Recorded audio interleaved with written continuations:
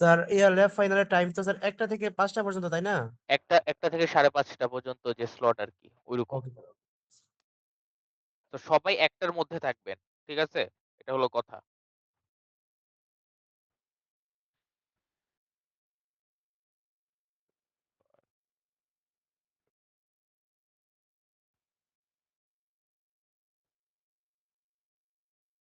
আচ্ছা ঠিক আছে, আমরা পয়েন্টারটা পাচ্ছি না। ওকে। সো আজকে আমরা যে টপিকটা স্টার্ট করব মানে এই মেমোরি ম্যানেজমেন্টের মধ্যে সেটা হচ্ছে এক্সটার্নাল ফ্র্যাগমেন্টেশন।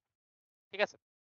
যখন আ আমরা মেইন মেমোরিতে কোন ধরনের প্রসেসকে লোড করতে যাই, তখন আমরা প্রবলেম হিসেবে ২ ধরনের ফ্র্যাগমেন্টেশন দেখতে পারি। একটা হলো এক্সটার্নাল ফ্র্যাগমেন্টেশন, আরেকটা হচ্ছে ইন্টারনাল ফ্র্যাগমেন্টেশন। আমরা যদি এই জিনিসটা একটু বুঝার চেষ্টা করি যে এক্সটার্নাল ফ্র্যাগমেন্টেশন জিনিসটা কি? ধরেন আপনার কাছে এটা একটা মেইন মেমোরি আছে। ঠিক আছে? সো এখানে ধরেন প্রসেস 1 দেওয়া আছে, এখানে ধরেন প্রসেস 2 দেওয়া আছে। এখানে ধরেন সে 100 কেবি জায়গা নিয়ে রাখছে।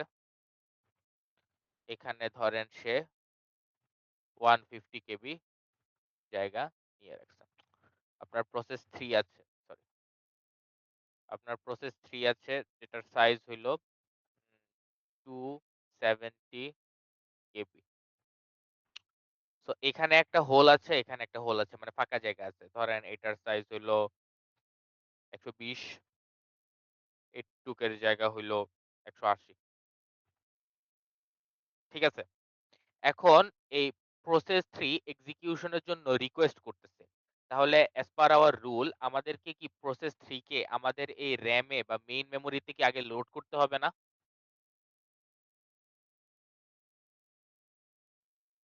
হ্যালো?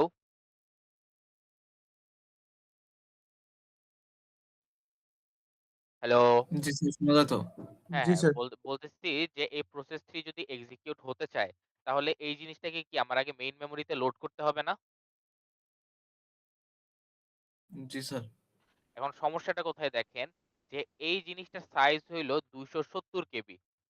বাট আমরা যদি হোলগুলি দেখি যে আমার এক পোরশনে ফাঁকা আছে 120 কেবি, আরেক পোরশনে ফাঁকা আছে হলো 180 কেবি।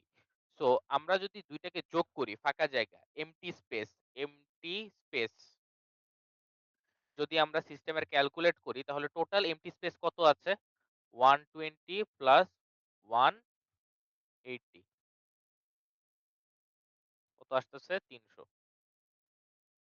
এখন আমার র‍্যামের ভিতরে জায়গা আছে হলো ৩০০ কেবি আর এই প্রসেসর সাইজ হলো ২৭০ কেবি। তো সেই হিসেবে এই জিনিসটাকে তো আমার র‍্যামে লোড করতে পারা উচিত। রাইট? কিন্তু প্রবলেমটা কি হচ্ছে? যে আমরা জানি কোন প্রসেসকে লোড করতে হলে ইনিশিয়াল রুলটা হচ্ছে যে জিনিসটার কন্টিগুয়াস অ্যালোকেশন প্রয়োজন হবে। মানে পরপর অ্যালোকেশনের প্রয়োজন হবে আরকি। কিন্তু আমার কি এখানে কন্টিগুয়াস এম্পটি স্পেস আছে? এই ১২০ এর মাঝখানে P2 বসে আছে। আর এরপর ১৮০ আসতেছে। তার মানে আমার ৩০০ কেবি ফাঁকা তো আছে, বাট কন্টিগুয়াস ফাঁকা নেই। মানে পরপর ফাঁকা নাই। একবারে ৩০০ কেবি ফাঁকা নাই। সো এটার কারণে কি এখানে একটা ফ্র্যাগমেন্ট ক্রিয়েট হচ্ছে না? মানে একটা আলাদা স্পেস বা ভাঙন একটা ক্রিয়েট হচ্ছে না? এই জিনিসটাকে আমরা বলে থাকি হলো এক্সটার্নাল ফ্র্যাগমেন্টেশন।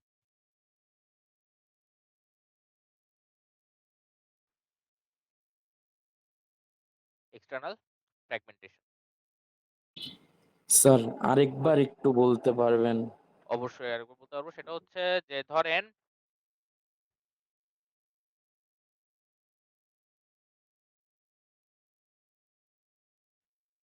ওকে। তো আমি যেটা বলতেছিলাম যে আমরা যদি একটা প্রসেসকে এক্সিকিউট করতে চাই দেন জিনিসটা এক্সিকিউশনের জন্য তো অবশ্যই আমার সিপিইউ তে পাঠাতে হবে। বাট সিপিইউ তে পাঠানোর আগে জিনিসটা কি আমার র‍্যামে লোড করতে হবে না? জি স্যার, মেইন মেমোরিতে লোড করতে হবে। এক্সাক্টলি। এখন কথা হচ্ছে দেখেন প্রসেস 1 100 কেবি জায়গা নিয়ে রাখছে আমার র‍্যামে, প্রসেস 2 150 কেবি জায়গা নিয়ে রাখছে আমার র‍্যামে। তো আমি ফাঁকা স্পেস ক্যালকুলেট করতে গিয়ে দেখলাম যে একটা জায়গায় আমার ফাঁকা আছে 120 কেবি, একটা জায়গায় ফাঁকা আছে আমার 180 কেবি। টোটাল কত ফাঁকা আছে? কত কেবি ফাঁকা আছে আমার? স্যার ৩০০। 300 কেবি ফাঁকা আছে। এখন প্রসেস 3 এক্সিকিউট হতে চায়। ওর সাইজ হলো 270 কেবি। এখন 270 কেবি তো অবশ্যই এই 300 কেবি ফাঁকা স্পেসের মধ্যে লোড করা পসিবল, তাই না? না স্যার। মানে থিওরিটিক্যালি তো পসিবল যে 300 আমার জি ফাঁকা স্যার, স্পেস আছে, 270 আমি লোড করতে পারবো। বাট প্রবলেমটা কি হইছে? প্রবলেমটা দেখেন এই 2 ভাগে 300 আছে। 300 টা আমার 2 ভাগে আছে। এটা হলো মেইন প্রবলেম। তো এখন জিনিসটা যেহেতু 2 ভাগে আছে, তার মানে অবশ্যই আমি এখানে 120 কেবি লোড করতে পারতেছি না, আর এখানে রিমেইনিং 150 কেবি আমি লোড করতে পারতেছি না। এভাবে আমি লোড করতে পারতেছি না। কারণ কি জিনিসটা কন্টিগুয়াস ওয়েতে নাই বা পরপর নাই। তো এইটার জন্য যে ফ্র্যাগমেন্টেশন বা যেই পোরশনটা ক্রিয়েট হইছে, সেটাকে আমরা বলতেছি হলো এক্সটার্নাল ফ্র্যাগমেন্টেশন। বুঝতে পেরেছেন এবার? জি স্যার। ওকে, ঠিক আছে। এটাকে আমরা বলতেছি হলো এক্সটার্নাল ফ্র্যাগমেন্টেশন। এখন আরেক ধরনের ফ্র্যাগমেন্টেশন আছে, যেটাকে আমরা বলি হলো ইন্টারনাল ফ্র্যাগমেন্টেশন। আসেন ওই জিনিসটা একটু আমরা দেখি।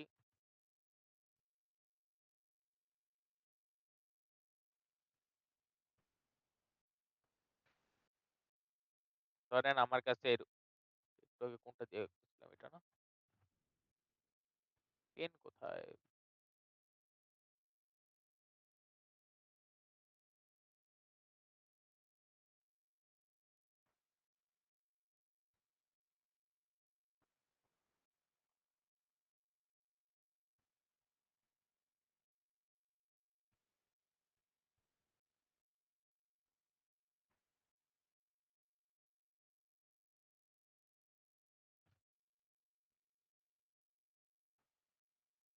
এখন আমার কাছে র্যাম আছে, আর আমার কাছে ধরেন এরকম র্যামের মধ্যে এখানে P1 আছে।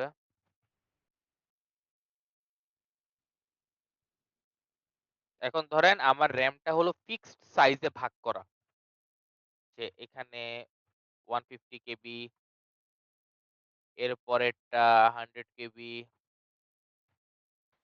এর পরেরটা 50 কেবি, এর পরেরটা 10 কেবি। এরকম ফিক্সড লেন্থে আমার র্যামটার ভিতরে পার্টিশন করা আছে। এখন ধরেন process 1 equal to 130 KB, process 1 equal to 130 KB, process 2 is equal to 20 KB. এরকম আমার দুইটা প্রসেস আছে। এখন এরা এক্সিকিউশন করতে চাচ্ছে। এখন এক্সিকিউশন যদি করতে চায়, তাহলে প্রসেস 1 কে আমার অবশ্যই আগে র‍্যামে লোড করতে হবে। তো সেই অনুযায়ী আমি যদি জিনিসটাকে র‍্যামে লোড করি, তাহলে আমার এই পোরশনে জিনিসটাকে লোড করতে হবে। এই ফ্রেমের ভিতরে লোড করতে হবে। তো প্রসেস 1 কে যদি আমি এখানে লোড করি, তাহলে সে 130 কেবি জায়গা খাইলো, এটুক জায়গা খাইলো। তাহলে এটুক জায়গা কি ফাঁকা রয়ে গেল না? জি স্যার। এই 20 কেবিটা। আবার আসি, এই প্রসেস 2 কে আমি লোড করতে যাচ্ছি। প্রসেস 2 কে আমি লোড করতে চাইলে এই ফাঁকা জায়গায় কি জিনিসটাকে লোড করতে পারবো? পারবো না। কারণ জিনিসগুলি ফিক্সড লেন্থে ভাগ করা, একেকটা ফ্রেমে ভাগ করা, পার ফ্রেমে একটা করে প্রসেসই আমার ইনসার্ট হতে পারবে। সেই ক্ষেত্রে আমরা কি করতে হবে? জিনিসটাকে আমার হয়তো ওই 50 কেবির এখানে লোড করতে হবে বা 100 কেবির এখানে লোড করতে হবে। তো 50 কেবির এখানে যদি আমি লোড করি জিনিসটাকে, তাহলে সে ধরেন এটুক জায়গা নিল, বাকি 30 কেবি যে আছে এটা কি আনইউজড রয়ে গেল না? 30 কেবি।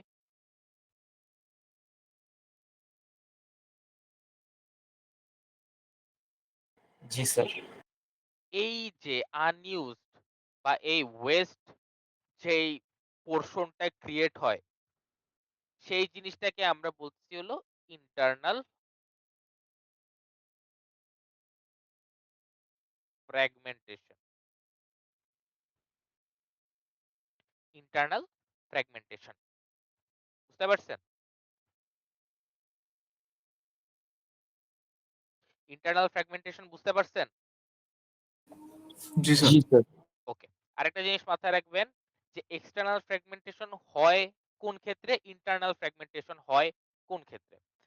যখন আমাদের সিস্টেমের র‍্যামটাকে ফিক্সড লেন্থের মেমোরিতে ভাগ করা থাকে, তখন ইন্টারনাল ফ্র্যাগমেন্টেশন হয়।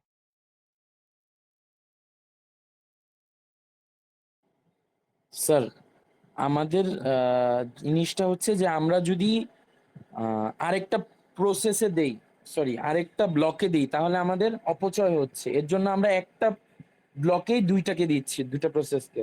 কই আমরা দুইটা প্রসেসকে তো একই ব্লকে দেই নাই, আমরা তো ডিফারেন্ট ব্লকে দিয়েছি। আমরা তো এই 50 কেবির ব্লকে দিয়েছি সেকেন্ড প্রসেসটাকে। তাহলে স্যার আবার ওইখানে ইন্ডিকেট করে দিলেন যে কোনটা ইন্ডিকেট? এখানে 20 কেবি ওয়েস্ট হইছে, আমি এটা ইন্ডিকেট করছি। ওয়েস্ট হইছে না 20 কেবি? এখানে জি স্যার 30 কেবি ওয়েস্ট হইছে না, আমি ওয়েস্টেজটা ইন্ডিকেট করছি। জায়গা তো অকুপাই করছে এইটুকু, এই 20 কেবি তো খালি অকুপাই করছে 50 কেবির মধ্যে, তাই না? জি তাহলে বাকি 30 কেবি কি ওয়েস্ট হচ্ছে না? এখানে তো আমি আর কোনো প্রসেস দিতে পারবো না। না। আমি এই জিনিসটা ইন্ডিকেট করছি এখানে। তাহলে স্যার এইটা আমার ইন্টারনাল ফ্র্যাগমেন্ট। হ্যাঁ, এটা আমার ইন্টারনাল ফ্র্যাগমেন্ট, যে ফিক্সড লেন্থে যদি আমি আমার র্যামকে ভাগ করে রাখি, তার মানে প্রত্যেকটা ফ্রেমের মধ্যে বা প্রত্যেকটা পোর্শনের মধ্যে আমি একটা করে প্রসেস লোড করতে পারবো ফিক্সড লেন্থে ভাগ করা থাকলে। যদি আমি একটা প্রসেসকে লোড করি এবং সেই প্রসেসের সাইজ আর আমার এই ফ্রেমের সাইজ যদি ম্যাচ না করে, তাহলে কি রিমেইনিং পোর্শনটা আমার ওয়েস্ট হবে না? জি স্যার। এই ওয়েস্টেজটাকে আমরা বলতেছি হলো ইন্টারনাল ফ্র্যাগমেন্টেশন। বুঝতে পারছেন? জি স্যার। ওকে। তাহলে এক্সটার্নাল ফ্র্যাগমেন্টেশন কোথায় হয়? আমরা যদি আমাদের র্যামটাকে ভ্যারিয়েবল লেন্থে ভাগ করে রাখি, সেই ক্ষেত্রে আমার এক্সটার্নাল ফ্র্যাগমেন্টেশন হয়। ঠিক আছে? আমরা যদি একটু দেখি,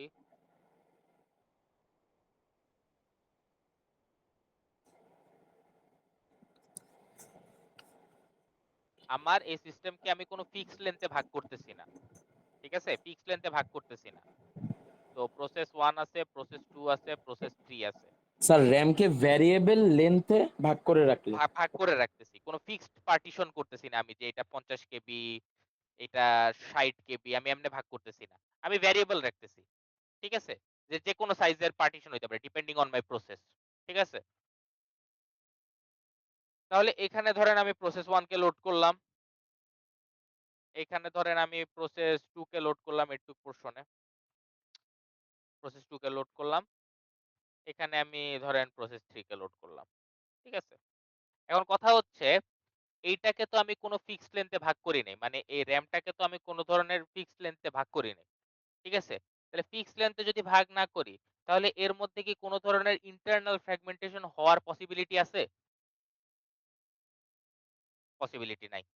সো ইন্টারনাল কোনো ফ্র্যাগমেন্টেশন হবে না। বাট প্রবলেমটা কই দেখেন। প্রবলেমটা হলো, ধরেন প্রসেস 3 হলো আমার এখান থেকে এইটুক জায়গা নিছে। মানে প্রসেস 3 হলো আমার এইটুক জায়গা নিছে।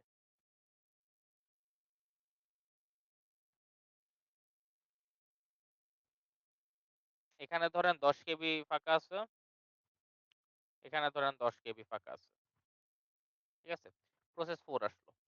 প্রসেস 4 এর সাইজ হলো 20 কেবি। ঠিক আছে? প্রসেস 4 এর সাইজ হলো 20 কেবি। এখন দেখেন এখানে আমার 10 কেবি ফাঁকা আছে, এখানে আমার 10 কেবি ফাঁকা আছে। সেই হিসেবে আমি প্রসেস 4 কে কিন্তু লোড করতে পারার কথা। কারণ আমার টোটাল ফাঁকা স্পেস হলো 20 কেবি। সেক্ষেত্রে লোড করতে পারার কথা। বাট প্রবলেমটা কোথায় হচ্ছে? প্রবলেমটা হচ্ছে যে এই 20 কেবি আমার পরপর নাই। মানে কন্টিনিউয়াস ওয়েতে নাই। ফাঁকা আছে, বাট একেকটা ফাঁকা স্পেস একেক জায়গায়। সো এই ধরনের ফ্র্যাগমেন্টেশন কে আমরা বলতেছি হলো এক্সটার্নাল ফ্র্যাগমেন্টেশন। ঠিক আছে? তো ভ্যারিয়েবল লেন্থ পার্টিশনিং হলে লেন্থ ভ্যারিয়েবল লেন্থ পার্টিশনিং হলে এক্সটার্নাল ফ্র্যাগমেন্টেশন, আর ফিক্সড লেন্থ পার্টিশন হলে ইন্টারনাল ফ্র্যাগমেন্টেশন। এই দুইটা জিনিস বুঝতে পারছেন? কখন আমার ইন্টারনাল জি স্যার। ফ্র্যাগমেন্টেশন হবে, কখন আমার এক্সটার্নাল ফ্র্যাগমেন্টেশন হবে, এটা বুঝতে পেরেছেন? ওকে, ঠিক আছে। তো এখন আমরা আমাদের এখানে চলে যাই। তাহলে দেখেন এখানে এই জিনিসটাই বলতেছে যে প্রসেস 1 এক্সটার্নাল ফ্র্যাগমেন্টেশনের ক্ষেত্রে প্রসেস 1 আছে, প্রসেস 2 আছে, আমার র‍্যামে জায়গা অকুপাই করে রাখছে। এখন প্রসেস 3 আসছে। প্রসেস 3 এর সাইজটা দেখেন। প্রসেস 3 এর সাইজটা কিন্তু মানে যতটুক আছে, এই দুইটা ফাঁকা স্পেস মার্জ করলে কিন্তু প্রসেস 3 এড হয়ে যাইতে পারবে। কিন্তু প্রবলেম হচ্ছে এই ২ টা ফাঁকা স্পেস যে আছে এটা কন্টিনিউয়াস ওয়েতে নাই। সো জিনিসটা এড হতে পারতেছে না। তো এই ধরনের জিনিসকে আমরা বলতেছিলাম এক্সটার্নাল ফ্র্যাগমেন্টেশন। এখন এই এক্সটার্নাল ফ্র্যাগমেন্টেশন সলভ করার ২ টা ওয়ে আছে। একটাকে বলা হয় হলো কম্প্যাকশন, আরেকটাকে বলা হয় হলো পেজিং। এখন কম্প্যাকশন কি, পেজিং কি এই জিনিসটা একটু আমরা দেখি।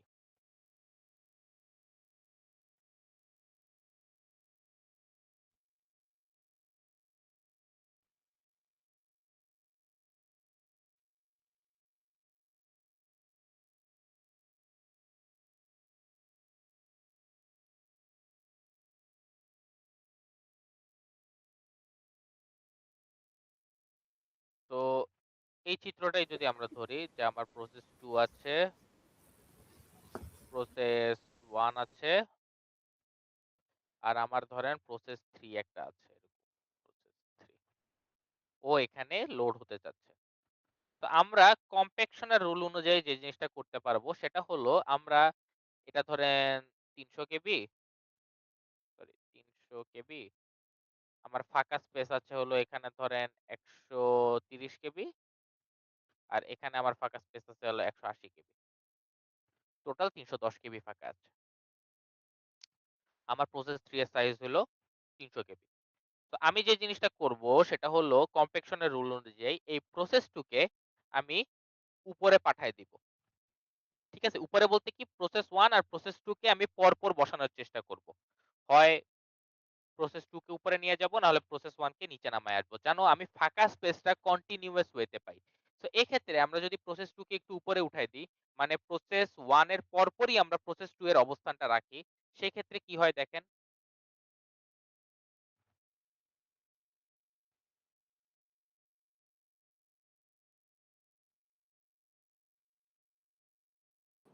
আসসালামু আলাইকুম স্যার। ওয়ালাইকুম আসসালাম। বলেন তুর্য। স্যার মেইল তো দিছিলাম স্যার একটা স্যার। কালকে তো স্যার টেক অফ আছে স্যার। এখন কি ল্যাব আপনি ক্লাসে জয়েন করছেন কখন? স্যার এই যে স্যার কিছুক্ষণ স্যার। হ্যাঁ, তো ক্লাসের শুরুতে এটা নিয়ে কথা হইছে। শুনে নিয়েন একটু কষ্ট করে। আচ্ছা স্যার ঠিক আছে। ঠিক আছে, থ্যাংক ইউ। আচ্ছা দেখেন, তো প্রসেস 2 কে আমি উপরে উঠাই দিছি। ঠিক আছে? প্রসেস 2 কে যদি আপনি উপরে উঠাই দিই, এখন আমার যে ফাঁকা স্পেসটা ছিল ৩১০ কেবি, এটা কি কন্টিনিউয়াস ওয়েতে চলে আসছে না?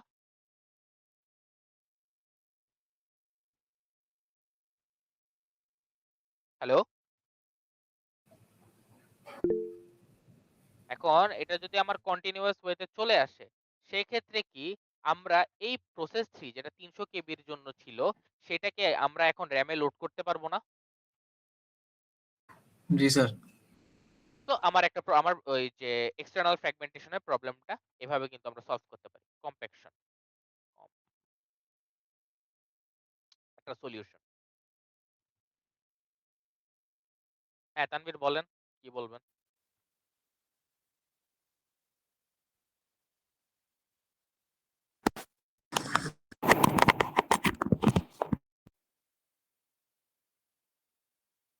তানভীর কি কিছু বলবেন?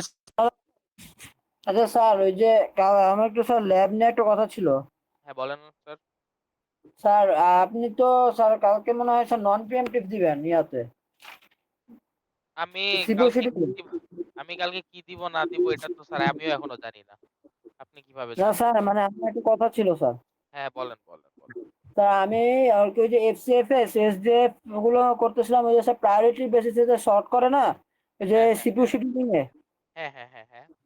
শর্টিং করে করছিলাম। তো স্যার আমি দেখলাম কি যে প্রিএমটিভ এ আবার এটা স্যার একটু মানে পুরো লজিকটাই উল্টা। তো স্যার নতুন করে লজিক ধরা স্যার এখন একটু স্যার প্যারা। তো স্যার এক্ষেত্রে স্যার কি করা যাবে, যদি স্যার একটু বলতেন এক্ষেত্রে ভালো তানভীর হতো। ক্লাস চলতেছে, ক্লাসটা চলতে দে। আচ্ছা, মাহি আপনারও ইয়া হতে হবে না, কোয়েশ্চেন ছিল আমি বলি। এই ক্ষেত্রে যা করা যাবে সেটা হলো আপনার কাছে এখনো ২৪ ঘন্টা সময় আছে। ২৪ ঘন্টার সময় অনেক সময়। সেক্ষেত্রে আপনি প্র্যাকটিস করতে পারেন, লজিক ঠিকমতো ক্রিয়েট করতে পারেন। তারপরে আপনার কাজগুলি আপনি এক্সিকিউশন করতে পারেন। ঠিক আছে? প্র্যাকটিস করতে থাকেন। এখন সমস্যাটা হচ্ছে পরীক্ষার আগের দিন কোন কিছু যদি না বুঝেন, বুঝায় হয়তো দিতে পারবো। বাট আপনার এক্সাম হলের কোড তো আমি করে দিতে পারবো না বা লিখেও দিতে পারবো না। ঠিক আছে? তো প্রবলেম থাকলে প্রবলেমটা বলবেন। যেটা আমি সলিউশন দিতে পারবো। এখন আপনি যদি বলেন যে, "স্যার পারতেছি না।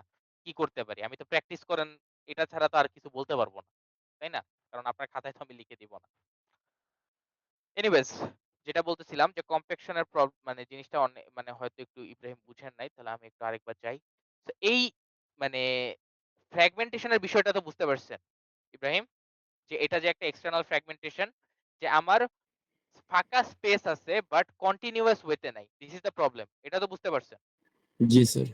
এখন কথা হচ্ছে কম্প্যাকশনের সলিউশনটা আমাকে যেটা বলে, এই প্রসেস 2 একটা ফাঁকা স্পেসের মাঝখান দিয়ে যে অবস্থান করতেছে, আমরা কি করব, এই প্রসেস 2 কে আমরা উপরে উঠাই দিব। উপরে উঠাই দিব ইন আ সেন্স, আমরা প্রসেস 1 এর পরপর জিনিসটাকে বসাই দিব। এতে করে কি হবে দেখেন, এতে করে প্রসেস 2 কে যদি আমি এই পজিশন থেকে এই পজিশন থেকে স্টার্ট করি, ধরেন এটা আমার 0 তম পজিশন, 0 থেকে 100 পর্যন্ত P1 জায়গা নিছে।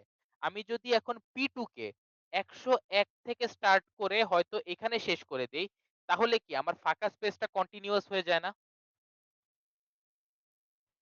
জি স্যার। এই কাজটাই করতেছি। এই দেখেন কিভাবে।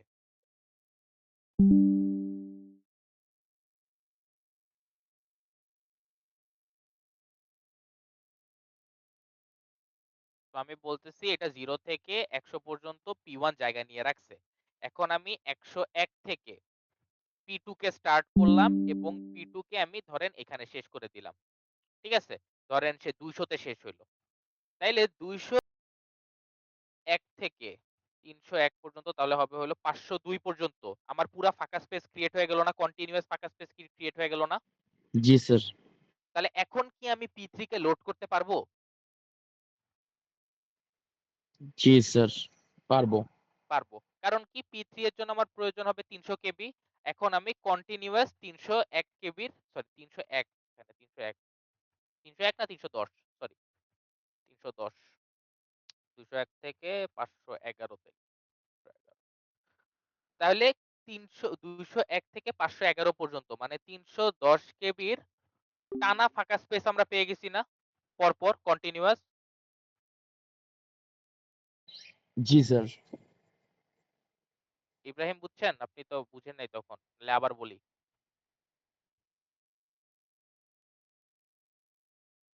আসলেও বুঝছেন নাকি না বললে আবার মানে বলতে আমার সমস্যা নাই। আচ্ছা, তো প্রবলেমটা যদি একটু আমরা দেখি,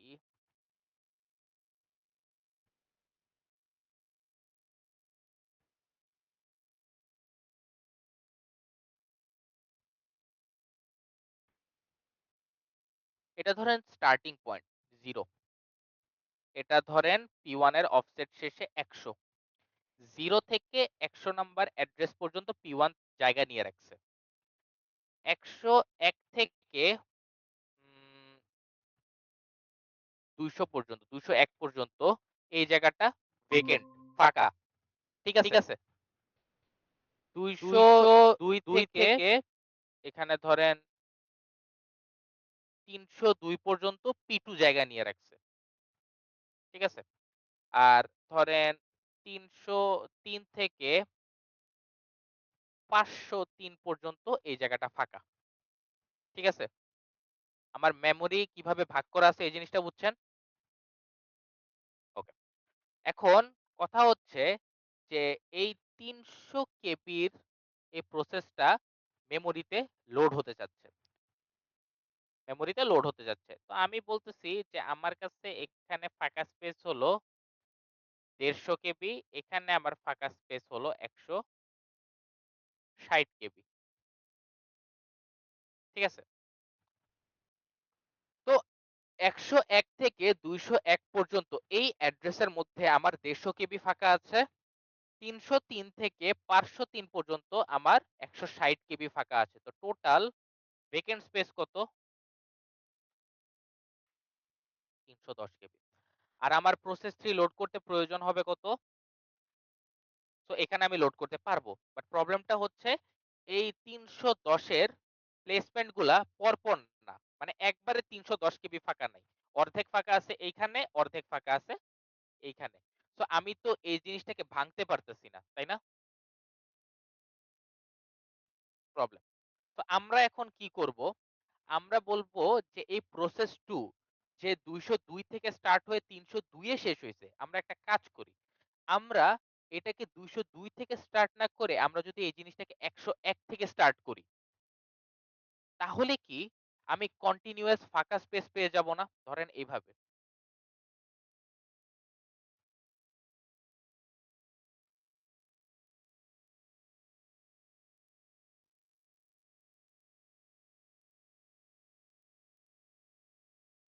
আমি এই পোরশনটাকে একটু আপলিফট করে এইখান থেকে স্টার্ট করলাম। এই P1 শেষ হওয়ার পর জায়গা থেকে আমি স্টার্ট করলাম। 101 থেকে এই জিনিসটাকে 202 পর্যন্ত আমি এক্সিকিউট করালাম। এখন আমি যদি জিনিসটাকে উপরে উঠাই দিই, তাহলে আমার মেমোরির ফাঁকা স্পেস কন্টিনিউয়াস হয়ে গেল না? মেমোরির ফাঁকা স্পেস যদি কন্টিনিউয়াস হয়ে যায়, তাহলে আমার টোটাল ভেকেন্ট কত ছিল? 310 কেবি। তো এখানে আমার পরপর বা কন্টিনিউয়াস ওয়েতে 310 কেবি ফাঁকা হয়ে গেল না? এখন আমি এই জিনিসটাকে লোড করতে পারবো? মানে আমরা আমাদের ওয়েস্টেজটা কমায়, ওয়েস্টেজটা না, ঠিক আছে, মানে মেমোরি অ্যালোকেশনটাকে আরো অপটিমাইজ করে এখন আমি আমার নতুন প্রসেসকে লোড করতে পারতেছি। এই জিনিসটাকে আমরা বলতেছি হলো কম্প্যাকশন। বুঝতে পারছি? ওকে, ঠিক আছে। এটা একটা সলিউশন অফ এক্সটার্নাল ফ্র্যাগমেন্টেশন। আরেকটা সলিউশন আছে, ওইটাকে আমরা বলি হলো পেজিং। সেকেন্ড সলিউশনে আমরা এখন যাব।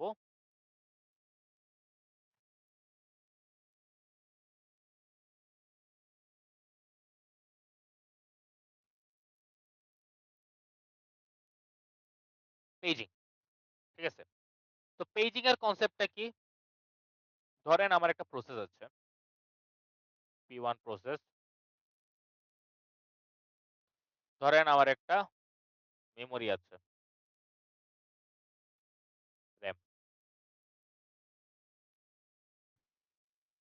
ঠিক আছে। আমার একটা প্রসেস আছে আর আমার হলো একটা মেমোরি আছে।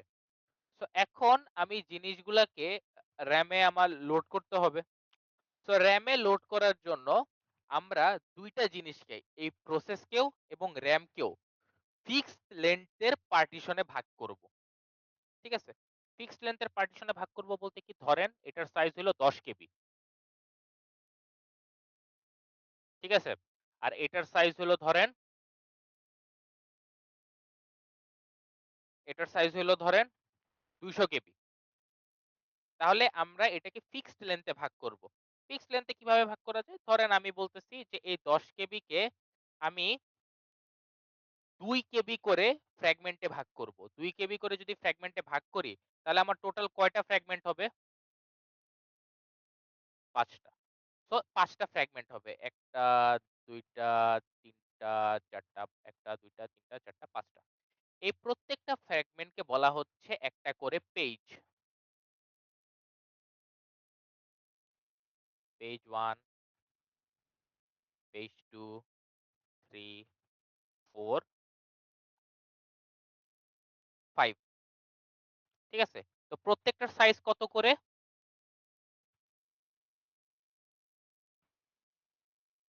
2 কেবি করে। 2 কেবি করে। আমরা এখানে জিনিসটাকে যত সাইজে ভাগ করছি, একেকটা ফ্র্যাগমেন্টকে যত সাইজে ভাগ করছি, আমাকে এই র‍্যামটাকেও সেম সাইজে ভাগ করতে হবে। 2 কেবিতেই ভাগ করতে হবে। 2 কেবি করেই ভাগ করতে হবে। সো যদি আমি 2 কেবি দিয়ে ভাগ করি, তাহলে কত আসবে? কয়টা ফ্র্যাগমেন্ট আসবে?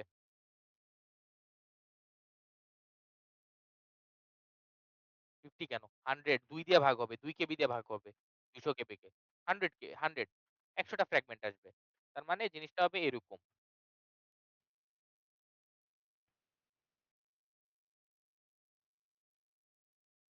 ঠিক আছে? সো আমরা যখন এই প্রসেসটাকে একেকটা ফ্র্যাগমেন্টে ভাগ করতেছি, এগুলিকে বলতেছি হলো পেজ। আর আমরা যখন মেইন মেমোরিতে এই ফ্র্যাগমেন্টে ভাগ করব, এটাকে আমরা বলবো হলো ফ্রেম। কি বলবো? তো ফ্রেম 1, F2, F3, এরকম ডট ডট করে আমার 100 টা ফ্রেম হবে। So F100। ঠিক আছে? এখন সুবিধাটা দেখেন। এখন আমাদেরকে কি করতে হবে? যে আমি প্রসেসটাকে ফিক্সড লেন্থের পেজে ভাগ করছি আর আমি র্যামকে ফিক্সড লেন্থের ফ্রেমে ভাগ করছি বা মানে ফিক্সড লেন্থের পার্টিশনে ভাগ করছি। এখন আমি চাইলে কি এই প্রত্যেকটা ফ্র্যাগমেন্টকে এক একটা করে ফ্রেমে বসাতে পারি না? এক একটা করে ফ্রেমে জি বসাতে স্যার। পারি না? রাইট? এক একটা করে ফ্রেমে বসাতে পারি। এখন দেখেন যদি আমি এদেরকে এক একটা ফ্রেমে বসায় থাকি, তার মানে কন্টিনিউয়াস ওয়েতে জিনিসগুলোকে বসাচ্ছি। রাইট? কন্টিনিউয়াস ওয়েতে জিনিসটাকে বসাচ্ছি। এখন আমি কন্টিনিউয়াস ওয়েতে যদি জিনিসগুলিকে বসিয়ে থাকি, তাহলে কি কোনো ধরনের এক্সটার্নাল ফ্র্যাগমেন্টেশন হওয়ার সুযোগ আছে? কোনো ধরনের এক্সটার্নাল ফ্র্যাগমেন্টেশন হওয়ার কিন্তু সুযোগ নাই। কারণ কি? দেখেন, আমি যদি এই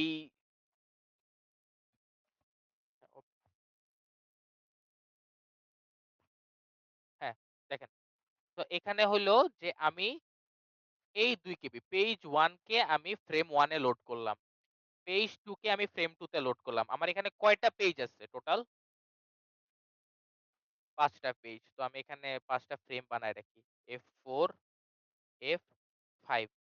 তো আমি এটাকে এখানে লোড করলাম, আমি এইটাকে এখানে লোড করলাম, আমি এটাকে এখানে লোড করলাম, এখানে লোড করলাম, এটাকে এখানে লোড করলাম। এখন আমি এই প্রসেসটাকে কি তাইলে প্রসেসের পার্টগুলাকে কি তাইলে কন্টিনিউয়াস ওয়েতে অ্যালোকেট করলাম না?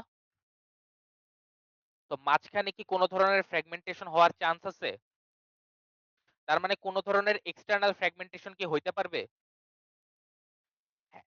সো পেজিং এর থ্রুতে এক্সটার্নাল ফ্র্যাগমেন্টেশন এর প্রবলেমটা সলভ করা যায়। বাট প্রবলেম হচ্ছে দেখেন, যদি আমার এটা 11 কেবি হইতো ইনস্টেড অফ 10 কেবি, তাহলে আমার কয়টা পেজের প্রয়োজন হইতো বলেন তো? 5.5 আসতো। তো 5.5 তো আমার পেজ হতে পারে না। সো আমার 6 টা পেজ নিতে হতো। তো আমার এরপরের যে পেজটা হতো P6, এটার সাইজ কত হতো? 1 কিলোবাইট। আর আমার র‍্যামের 6 নাম্বার ফ্র্যাগমেন্টের 6 নাম্বার ফ্রেমের সাইজ হলো 2 কিলোবাইট। সো এটাকে যখন আমি এখানে লোড করব, তখন কি আমার 1 কেবি আনইউজ থাকবে না? 1 কেবি আনইউজ থাকে। সো পেজিং আমার এক্সটার্নাল ফ্র্যাগমেন্টেশন সলভ করে ঠিক আছে, বাট পেজিং এর থ্রুতে ইন্টারনাল ফ্র্যাগমেন্টেশন সলভ হয় না। ইন্টারনাল ফ্র্যাগমেন্টেশন আমরা কি বলছিলাম? যে ফিক্সড লেন্থের পার্টিশনের মধ্যে যদি আমরা প্রসেসকে লোড করার পর কোন স্পেস যদি আনইউজ থাকে, সেটাকে আমরা বলতেছি ইন্টারনাল ফ্র্যাগমেন্টেশন। সো পেজিং এর থ্রুতে আমার এক্সটার্নাল ফ্র্যাগমেন্টেশন হয়তো সলভ হয়, বাট ইন্টারনাল ফ্র্যাগমেন্টেশন সলভ হয় না। বুঝা গেছে? ওকে, ঠিক আছে।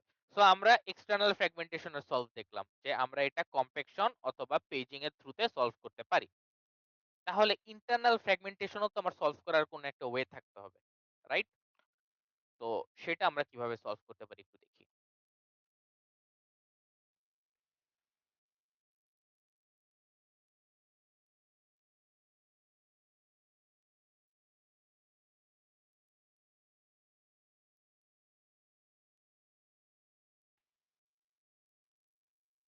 আচ্ছা, আমরা এটা স্লাইড থেকেই দেখি তাহলে easy হবে। ওকে। তো আমরা এখন যে কাজটা করব সেটা হলো, এটা একটা প্রসেস ধরে নেন। ঠিক আছে? এই প্রসেসটাকে আমরা ফিক্সড লেন্থের ইয়েতে ভাগ করব না। যেমন আমরা এখানে যে কাজটা করছিলাম। এখানে আমরা কি করছি দেখেন। এখানে আমরা র‍্যামকে ফিক্সড লেন্থের পার্টিশনে ভাগ করছি।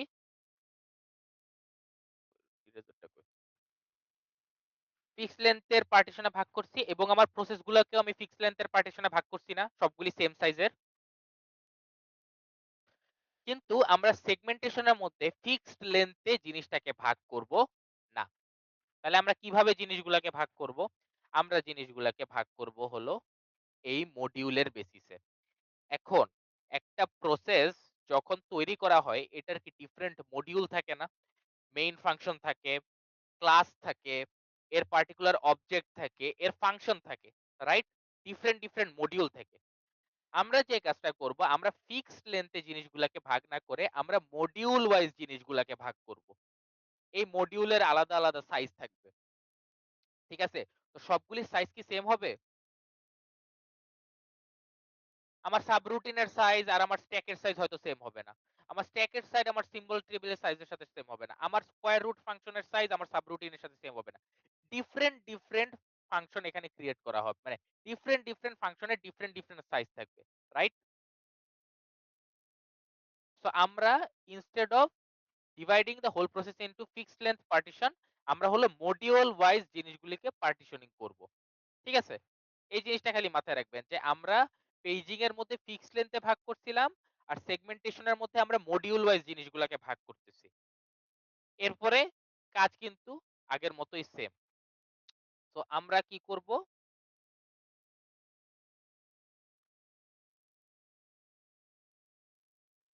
কই গেল?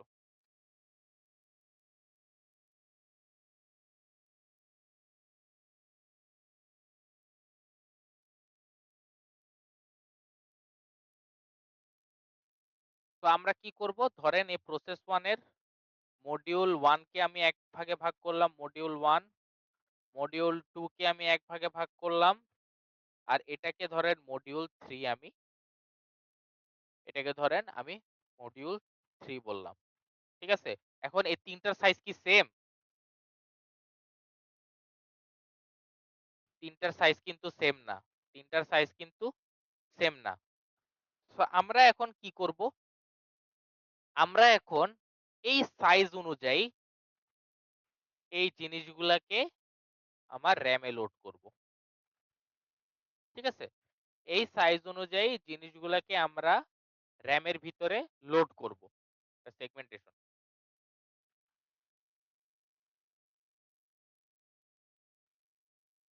তো ধরেন আমরা মডিউল 1 কে এখানে লোড করলাম। মডিউল 2 কে আমরা এখানে লোড করলাম। মডিউল 3 কে আমরা এখানে লোড করলাম।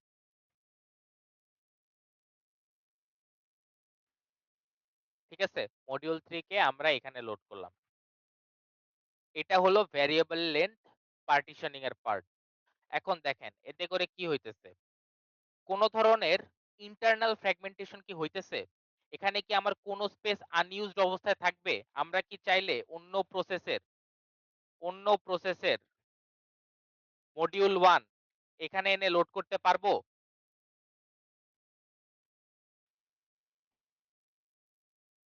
ওকে।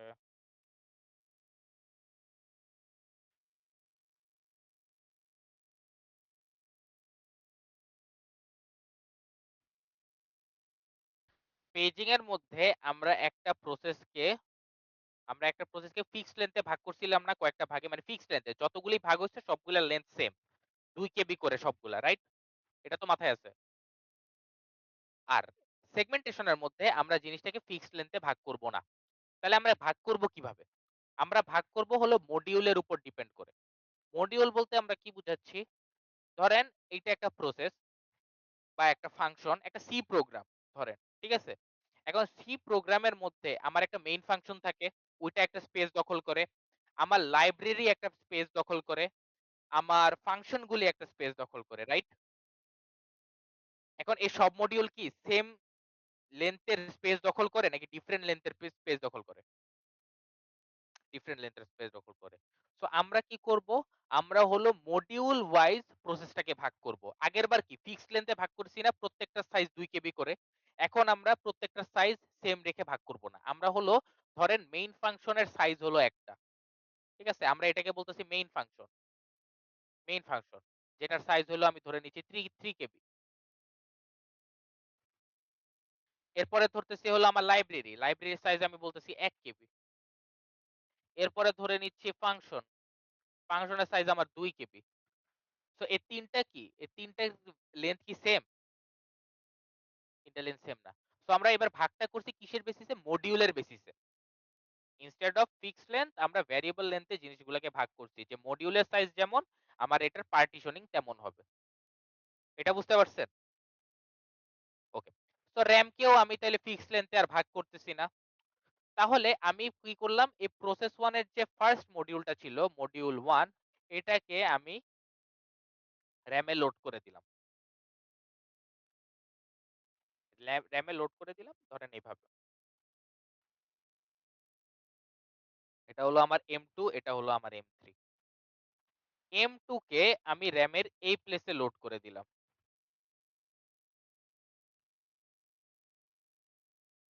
আর M3 কে আমি র‍্যামের এই প্লেসে লোড করে দিলাম।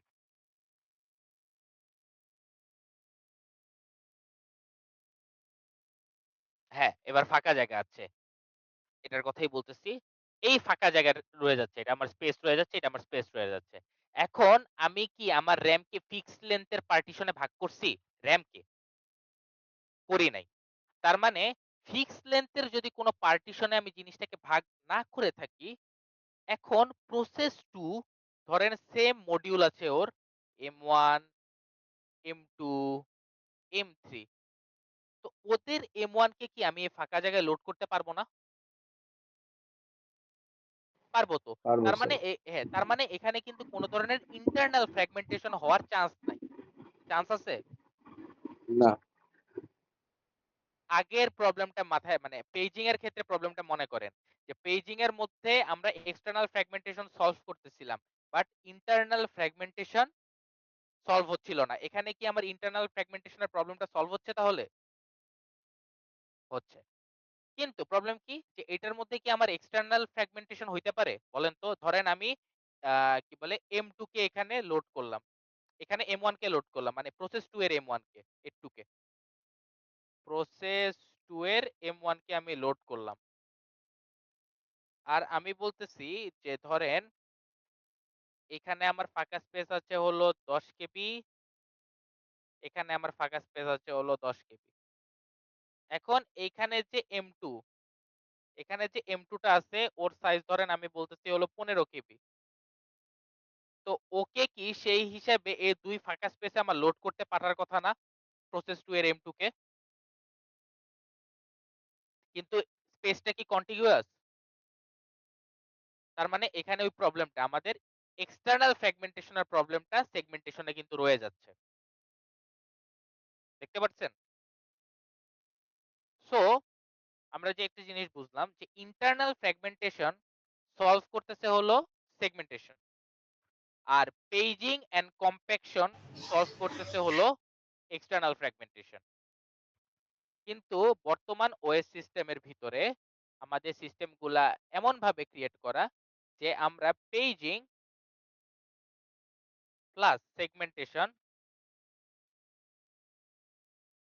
একসাথে ইমপ্লিমেন্ট করা, যেটা আমার বোথ ইন্টারনাল এবং এক্সটার্নাল ফ্র্যাগমেন্টেশন রোধ করে থাকে বা হইতে বাধা দেয়। ঠিক আছে? হ্যাঁ, দুইটা একসাথে ইউজ করা হয়। এতে করে আমার মেমোরির মধ্যে বোথ ইন্টারনাল ফ্র্যাগমেন্টেশন এবং এক্সটার্নাল ফ্র্যাগমেন্টেশন মানে হওয়ার চান্স থাকে না আরকি। পেজিং সলভ করে হলো external fragmentation. Sorry, external fragmentation, হ্যাঁ। আর সেগমেন্টেশন সলভ করে হলো ইন্টারনাল ফ্র্যাগমেন্টেশন এর প্রবলেম। আর দুইটা একসাথে দুইটা প্রবলেমই সলভ করে। ঠিক আছে? ওকে, ঠিক আছে। এই বিষয়ে গেল। এখন একটা কোয়েশ্চেন হলো এইটা দেখেন।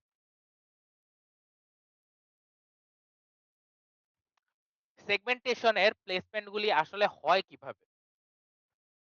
যখন আমরা এভাবে সেগমেন্টেশন এর কাজটা করতে যাই, ইন্টারমিডিয়েট একটা টেবিল মেইনটেইন করা হয় যেটাকে বলা হয় হলো সেগমেন্ট টেবিল। ঠিক আছে? সেগমেন্ট টেবিলের কাজটা কি হয়? আমরা যে প্রত্যেকটা প্রসেসকে ছোট, ছোট মডিউলে ভাগ করছি না? এটাকে আমরা বলতেছি একেকটা সেগমেন্ট। সো এই জিনিসটা আমার মেমোরিতে কতটুকু জায়গা দখল করে রাখবে, এই জিনিসটা ডিপেন্ড করবে হলো আমার এই টেবিলের উপরে। ঠিক আছে? কিভাবে দেখেন? ধরেন এই সাবরুটিন একটা মডিউল, এটাকে আমরা বলতেছি সেগমেন্ট 0। স্কয়ার রুট কে বলতেছি সেগমেন্ট 1। সেগমেন্ট মেইন প্রোগ্রামকে বলতেছি সেগমেন্ট 2, এটাকে বলতেছি সেগমেন্ট 3, এটাকে বলতেছি হলো সেগমেন্ট 4। সো আমি একটা টেবিল ক্রিয়েট করব। এই টেবিলের মধ্যে এই সেগমেন্টের সাথে আমি বেস গুলাকে ম্যাপ করব যে কোথার থেকে জিনিসটা স্টার্ট হচ্ছে। ঠিক আছে? ধরেন এই সেগমেন্ট এখানে কি এডিট করা যাবে কোনো কিছু দিয়ে? Marker mode comment.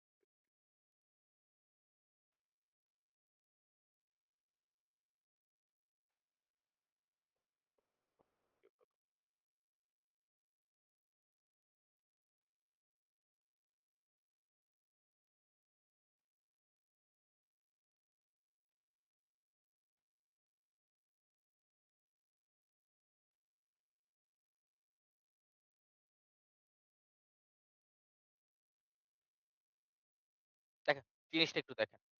আমি এই প্রসেসটাকে, এটা কিন্তু পুরো একটা প্রসেস। ধরেন P1 প্রসেস। এটাকে আমি এই মডিউলে ভাগ করছি, স্ট্যাকের মডিউলে ভাগ করছি, ফাংশনের মডিউলে ভাগ করছি, মেইন প্রোগ্রামের মডিউলে ভাগ করছি, সিম্বল টেবিল মডিউলে ভাগ করছি। টোটাল ৫টা মডিউলে ভাগ করছি। প্রত্যেকটা মডিউলকে আমি নাম দিছি হলো segment 0, segment 1, segment 2, segment 3, segment 4। ঠিক আছে? সেই অনুযায়ী আমি একটা টেবিল ক্রিয়েট করছি। টেবিলের মধ্যে আমার ২টা ইনফরমেশন দেওয়া। একটা হলো ওর লিমিট কত? লিমিট কি জিনিসটা মনে আছে? আমরা যে ফার্স্ট ক্লাসে পড়ছিলাম লিমিট, তার লেন্থটা। ঠিক আছে? তার লিমিট দেওয়া আছে। আর ওর সেগমেন্টের সাথে লিমিট এবং বেজ ম্যাপ করা আছে। বেজ বলতে কি বুঝাচ্ছে?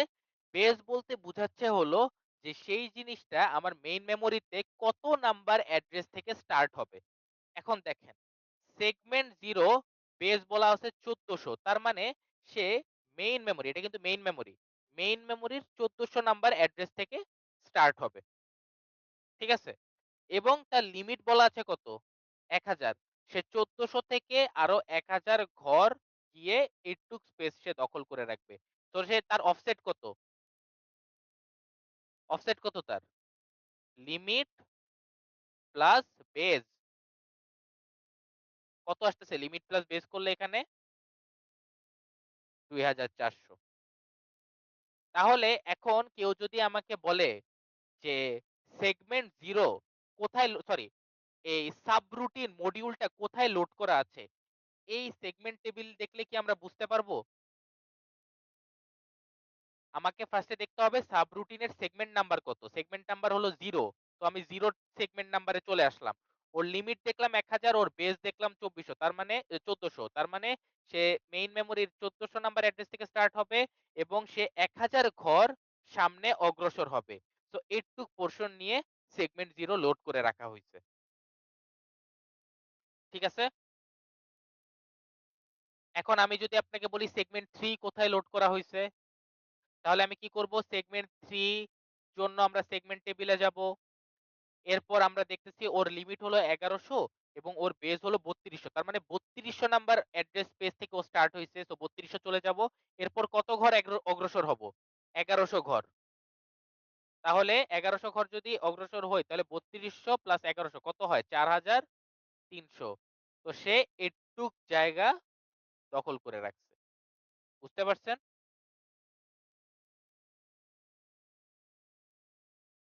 ওকে, বুঝতে থাকলে খুবই ভালো।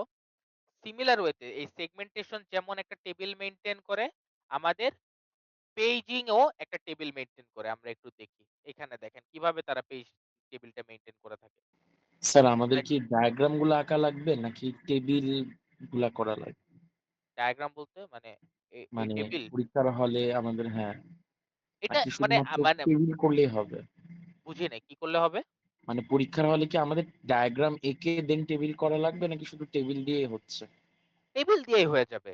যদি আপনাদের থিওরিটিক্যাল কোশ্চেন আসে যে সেগমেন্টেশনের কনসেপ্টটা বুঝাও, সেক্ষেত্রে আপনি এই ডায়াগ্রামটা ড্র করতে পারেন। বুঝেন নাই? জি স্যার। ওকে। তাহলে পেজিং এর জন্যও কিন্তু আমরা সিমিলার একটা টেবিল মেইনটেইন করে থাকি। ঠিক আছে? পেজিং এর জন্য আমরা কিভাবে টেবিলটা মেইনটেইন করি? এটা হচ্ছে ভালো, আমি এখানে একটা দেখাই।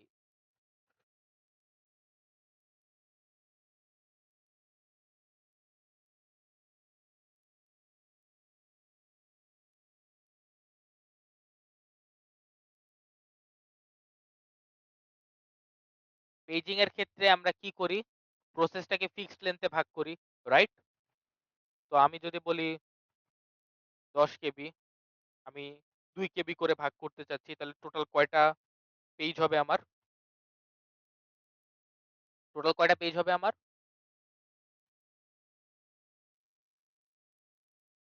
10 কেবির প্রসেস আমি 2 কেবি করে ভাগ করতে চাচ্ছি, তাহলে 5টা। কয়টা পেজ হবে? 5 টা।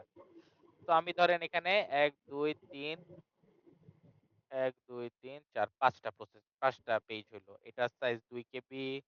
এটাকে আমি বলতেছি page 1, page 2, page 3, page 4, page 5।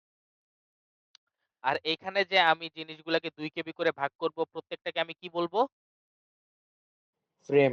Frame 1, frame 2, frame 3, frame 4, এভাবে করে ফ্রেম 100 পর্যন্ত যাবে। যেহেতু এটা 200 কেবি, এটাকে আমি 2 কেবি করে ভাগ করতেছি, সো আমার 100 টা ফ্রেম হবে।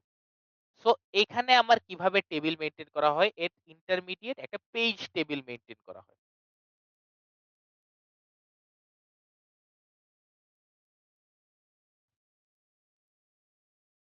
একটা পেজ টেবিল মেইনটেইন করা হয়। এটার মধ্যে কি স্টোর করে রাখা থাকে তাহলে? এখানে জিনিসটার মধ্যে স্টোর করে রাখা থাকে হলো পেজ নাম্বার এবং ফ্রেম নাম্বার। সো আমি যদি পেজ 1 কে বাই এনি চান্স না, মানে ধরেন আমি ফ্রেম 2 তে লোড করে রাখছি। ঠিক আছে? পেজ 1 কে আমি ফ্রেম 2 তে লোড করে রাখছি। তাহলে আমার এই টেবিলের মধ্যে কোন ডেটাটা থাকবে? সে আমাকে বলবে পেজ 1 এর সাথে ম্যাপ করা থাকবে হলো ফ্রেম 2। আমরা যদি পেজ 3 কে ধরেন ফ্রেম 4 এ লোড করে রাখছি, তাহলে সেই ক্ষেত্রে আমার ম্যাপিংটা হবে হলো পেজ লোডেড ইন F4। তার মানে ডেটাটা এমন থাকবে যে পেজ 1 আমার এখানে থাকবে এবং আমার ফ্রেমের ডেটাটা আমার এখানে থাকবে। আবার পেজ 3 এর ডেটা আমার এখানে থাকবে এবং ফ্রেমের ডেটাটা আমার এখানে থাকবে। তো এখন আমি যদি বলি যে পেজ 3 কে কোথায় লোড করে রাখা হইছে, তাহলে কি আমরা পেজ টেবিল থেকে কি জিনিসটাকে আইডেন্টিফাই করতে পারবো না? জি স্যার। ঠিক আছে? তো পেজিং এর জন্য টেবিল মেইনটেইন করা হয়, যেটাকে বলা হয় পেজ টেবিল। সেগমেন্টেশন এর জন্য টেবিল মেইনটেইন করা হয়, যেটাকে বলা হয় কি? সেগমেন্টেশন টেবিল বা সেগমেন্ট টেবিল। ঠিক আছে? বুঝতে পারছেন? ওকে, জি স্যার। ঠিক আছে। তো আমরা হলো এখন এক টাইপের ম্যাথ দেখব। এটা দেখে আজকের মতো ক্লাস শেষ করে দেব। ওকে। দেখেন, প্রবলেমের ডিটেইল একটা জিনিস দেওয়া আছে। যে আমাকে বলা আছে যে পেজ সাইজ হলো 4 কেবি। 4 কিলোবাইট করে একেকটা পেজের সাইজ। আমার লজিক্যাল অ্যাড্রেস স্পেস হচ্ছে 20 কিলোবাইট, মানে জি স্যার। না, বললাম যে আমাকে ধরেন এরকম একটা প্রবলেমের ডিটেইল দেওয়া হইছে, এরপর একটা প্রবলেম সলভ করতে বলে দেওয়া হবে। তো প্রবলেম ডিটেইলটাকে আমরা আগে এক্সপ্লেইন করি। সেটা হচ্ছে যে আমাকে বলে দিছে পেজ সাইজ হলো 4 কিলোবাইট বা 4096 বাইট। এটা বলতে আসলে কি বুঝায়? এটা বলতে বুঝায় হলো আমরা যখন হয়ে গেল আমরা যখন একটা প্রসেসকে ফিক্সড লেন্থে ভাগ করব, তখন প্রত্যেকটা ফ্র্যাগমেন্টের সাইজ হবে 4 কিলোবাইট। ঠিক আছে? আমাকে এটা বলে দেওয়া আছে যে আমার পেজের সাইজ হলো 4 কিলোবাইট। আমি যদি এই প্রসেসকে ভাগ করি ফিক্সড লেন্থে, তাহলে প্রত্যেকটার সাইজ কত কিলোবাইট করে?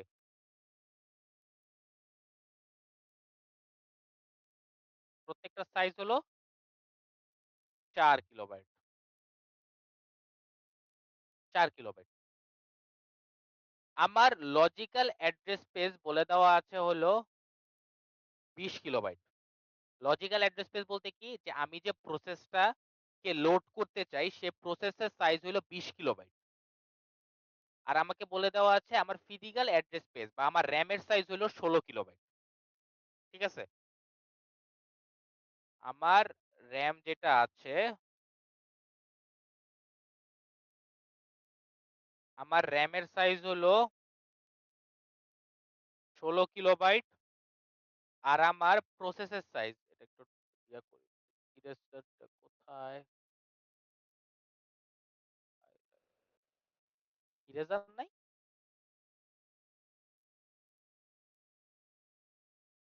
আমার র্যামের সাইজ বলে দিছে 16 কিলোবাইট আর আমার প্রসেসের সাইজ কত বলছে লজিক্যাল অ্যাড্রেস স্পেস বলতে বোঝায় হলো আমি যে প্রসেসটাকে লোড করতে যাচ্ছি ওই প্রসেসের সাইজ বলতে হলো 20 kilobyte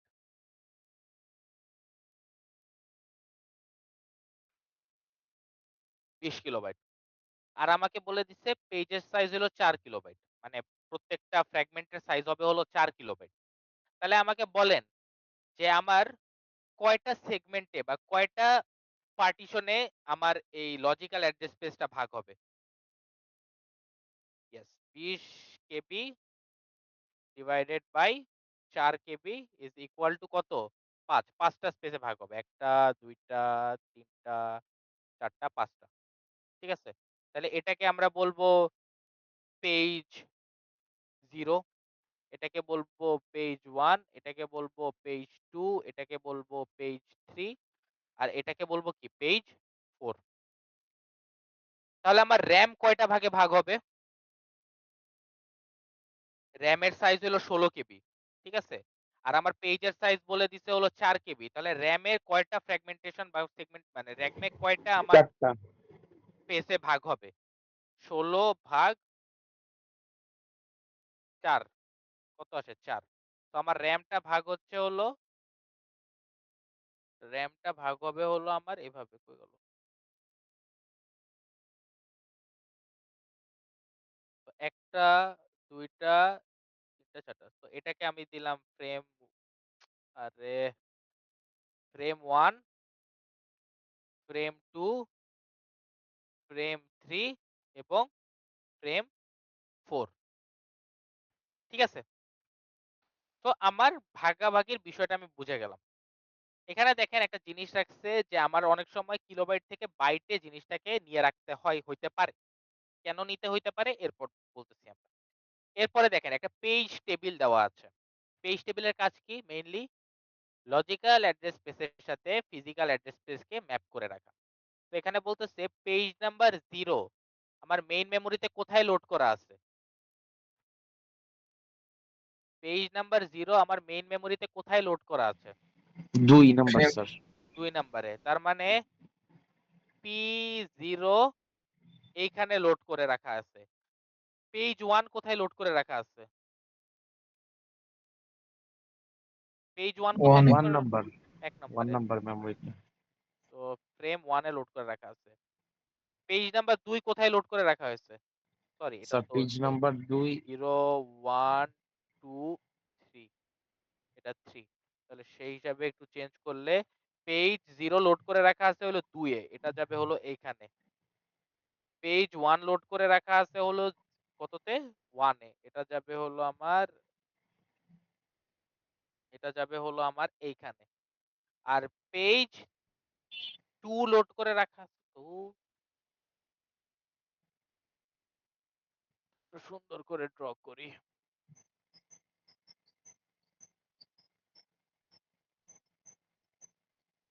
P0 P1 P2 P3 P4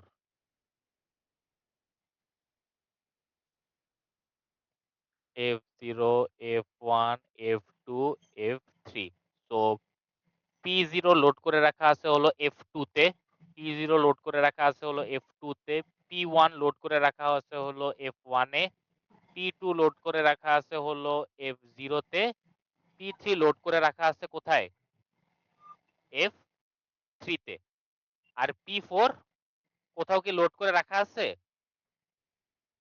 না স্যার এক্সট্রা এক্সট্রা কোথাও এখনো লোড করা হয় নাই তো এখন আমাকে বলতেছে যে এই লজিক্যাল অ্যাড্রেস গুলার ইনফরমেশন বের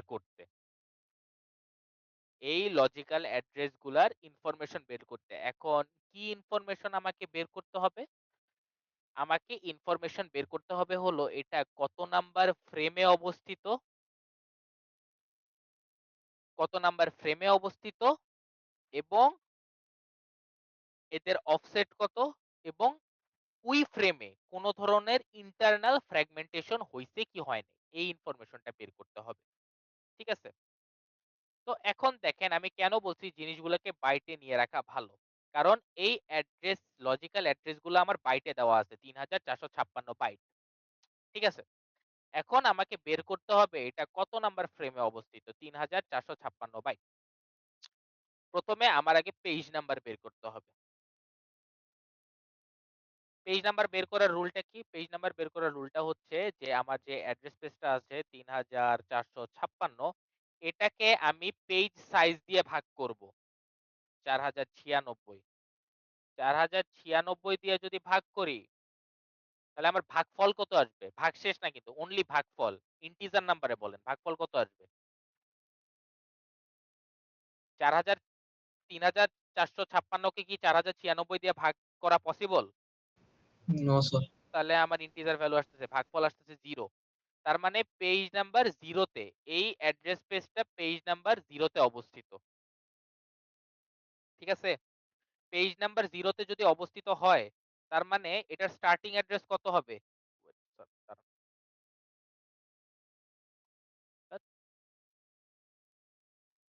জিরো।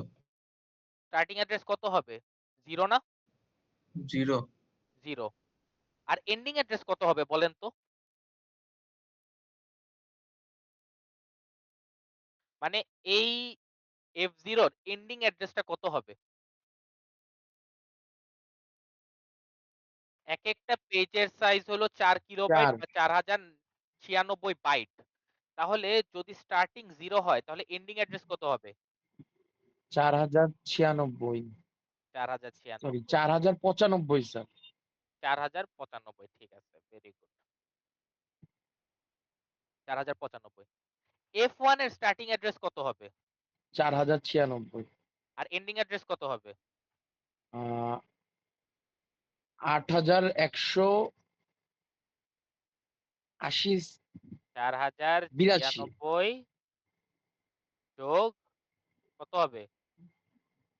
আরো ৪০৯৬ তাই না? কত হয়? 1 9 ১ এরকম না ৮১৯১ এমন আসে না? জি জি স্যার। স্যার। তো ফ্র্যাগমেন্ট 1 এর মানে ফ্রেম 1 এর স্টার্টিং অ্যাড্রেস ৪০৯৬ শেষ হলো ৮১৯১। ফ্রেম 2 এর স্টার্টিং অ্যাড্রেস কত হবে? ৮১৯২ আর এন্ডিং অ্যাড্রেস কত হবে?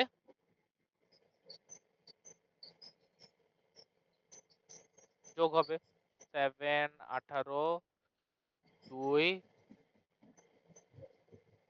ঠিক আছে? কিভাবে আমার ফ্র্যাগমেন্টের মানে এক একটা ফ্রেমের অ্যাড্রেস আসতেছে বুঝতে পারছেন? জি স্যার। ওকে, তাহলে আমরা হিসাবটা করি।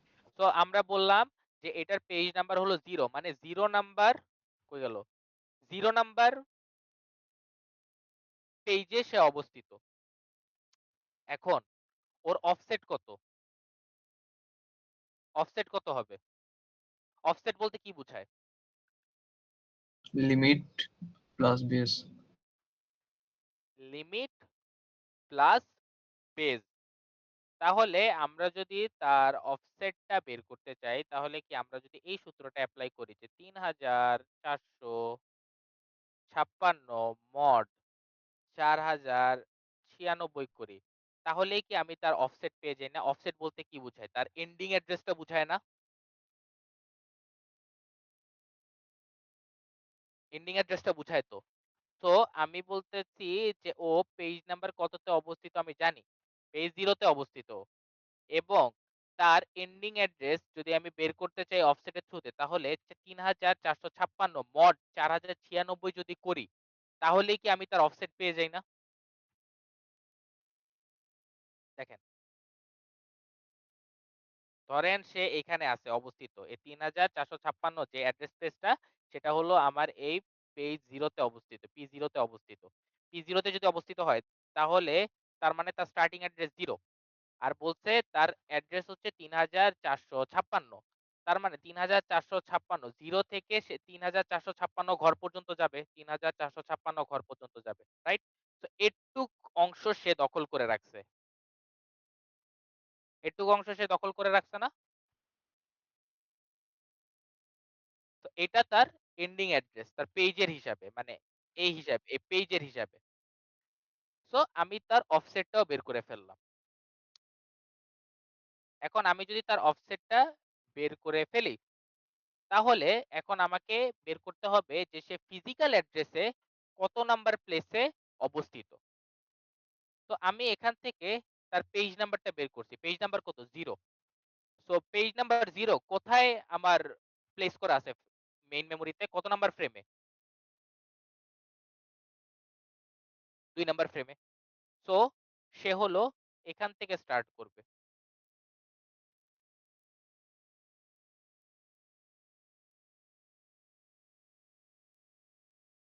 তো সে হলো এইখানে অবস্থিত, রাইট? পেজ 0 আমার মেইন মেমোরির কি ফ্রেম 2 এ অবস্থিত না? এই স্পেসে অবস্থিত না? সো তাহলে সে স্টার্ট করবে F2 এর স্টার্টিং অ্যাড্রেস থেকে। এখন F2 এর স্টার্টিং অ্যাড্রেস কত? F0 starting address 0, ending address 4095। F1 এর স্টার্টিং অ্যাড্রেস 4096, এন্ডিং অ্যাড্রেস হলো 8191। F2 এর স্টার্টিং অ্যাড্রেস কত? 8192, এন্ডিং অ্যাড্রেস কত? 12289, রাইট? সো তার স্টার্টিং অ্যাড্রেস হলো 8192 প্লাস তার অফসেট আমি কত পাইছি? তার অফসেট আমি কত পাইছি এখানে? এই তো ক্যালকুলেট করে 3456।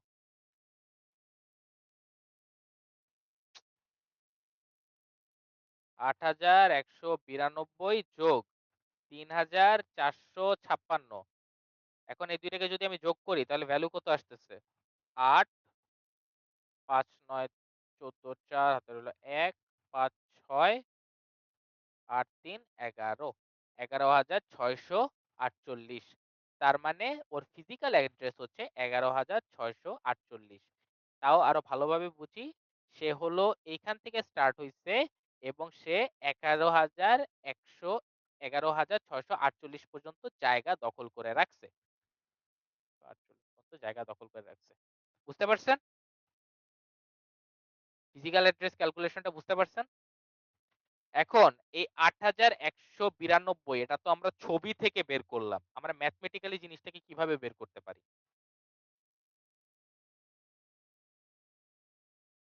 এটা তো আমি ছবি থেকে বের করলাম হিসাব করে, তাই না? তো এটা আমি ম্যাথমেটিক্যালি কিভাবে বের করতে পারি? এটা বের করার ওয়ে হচ্ছে, এই পেজ 0 টা কত নাম্বার ফ্রেমে অবস্থিত? 2 নাম্বার। তো 2 ইনটু প্রত্যেকটা পেজ বা প্রত্যেকটা ফ্রেমের সাইজ কত? তো 4096। এই দুইটা গুণ করলে কত আসে দেখেন তো? 8192 আসে? 8192 আসে না? তো এভাবে হলো আমরা এই ফ্রেমের স্টার্টিং অ্যাড্রেসটা ক্যালকুলেট করতে পারি। আর অফসেট তো কিভাবে ক্যালকুলেট করতে হয় এটা বের করলাম। বুঝতে পারছেন? ইন সিমিলার ওয়েতে তাহলে 9216, ধরেন আমাকে এখন বলা আছে হলো 9216, ঠিক আছে? এই অ্যাড্রেসটা দেওয়া আছে। তাহলে এটা কত নাম্বার পেজে অবস্থিত এটা আমি বের করব কিভাবে? পেজ নাম্বার যদি বের করতে যাই, পেজ নাম্বার 9216 ডিভাইডেড বাই 4096 কত আসে দেখেন তো?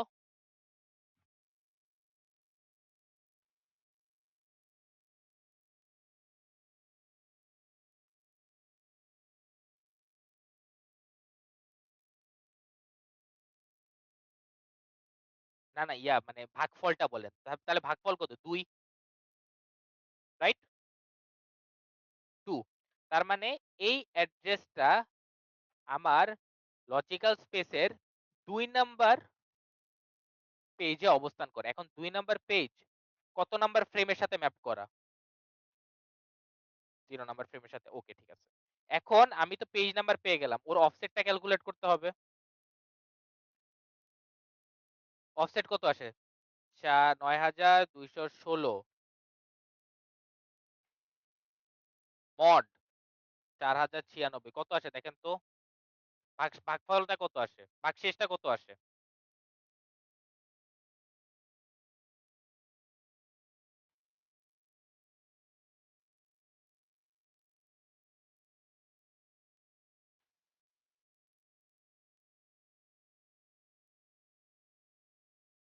ভাগশেষ কত আসে একটু বলেন? 1024 ঠিক আছে। তাহলে ওর অফসেট হলো 1024 আর ওর পেজ নাম্বার হলো 2। তো ওর ফিজিক্যাল অ্যাড্রেস আমাকে বের করতে হবে। এখন এই পেজ নাম্বার 0 কত নাম্বার ফ্রেমে মার্ক করা আছে? 0। তো 0 ইনটু 4096 প্লাস অফসেট কত? তো টোটাল আমার ভ্যালু আসবে কত? দ্যাট মিন্স ও ফিজিক্যাল অ্যাড্রেসের 0 নাম্বার পজিশন থেকে শুরু করে 1024 পর্যন্ত 1024 পর্যন্ত জায়গা দখল করে রাখছে। বুঝতে পারছেন? এখন আমাকে যদি বলে এই অ্যাড্রেস ট্রেসের ইন্টারনাল ফ্র্যাগমেন্টেশন বের করো, তাহলে কিভাবে করব বলেন তো?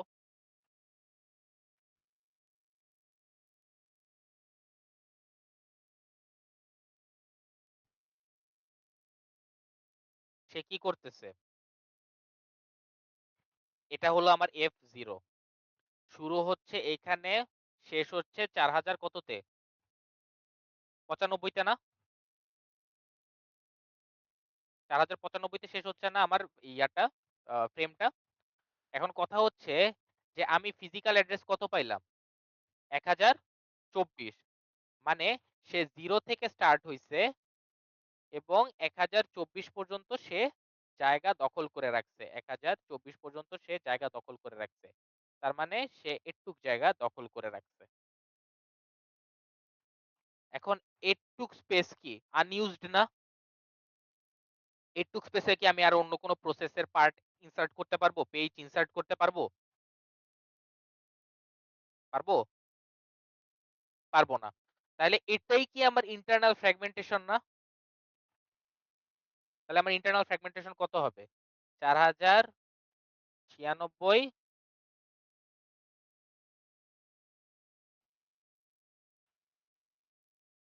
4096 মাইনাস এত 1024 কত আসে দেখেন তো?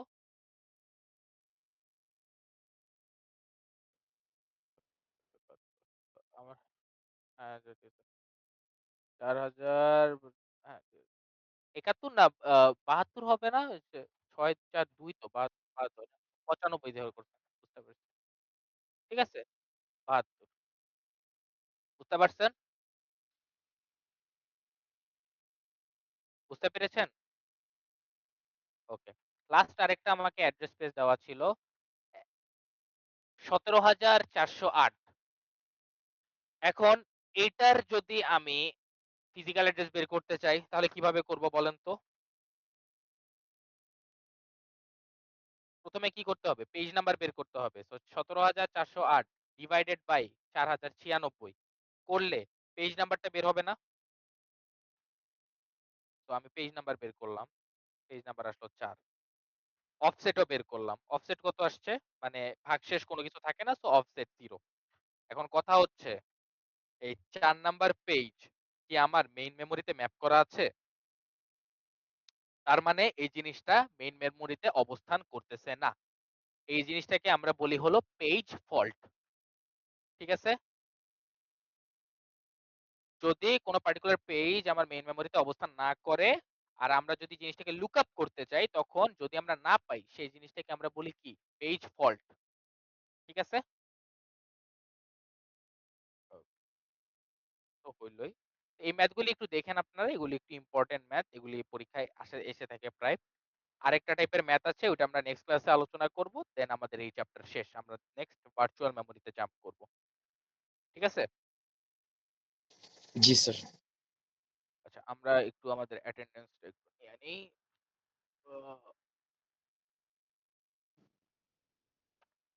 স্যার হ্যাঁ বলেন স্যার। স্যার যে ল্যাব রিপোর্ট 3 টা যে আছে ওইটা তো আপলোডের অপশনটা নাই। কেন নাই? টাইম শেষ হয়ে গেছে এই কারণে।